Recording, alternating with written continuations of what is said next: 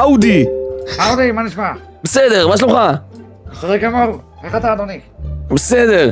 אתה רוצה לשתות משהו? אתה חייב אולי. אני מחפש מאיפה אני מביא סוס. שאתה יודע איפה אני מביא סוס? בטח, בטח, בוא. 100. 100, יש לך סוסים יחסית במחיר סביר. נגיד חמור. אתה רוצה להביא לי חמור? עד שאתם תיכנס... זה הסוחר שלנו. זה דוד.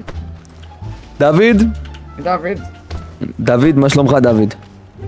כן, הוא קצת אילם. תשוחח איתו. תתסכס איתו. הוא לא עונה. דוד!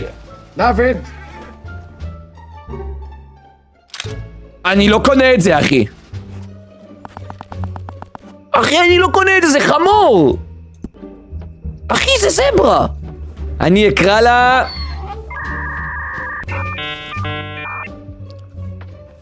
רבקה. רבקה או הילדה?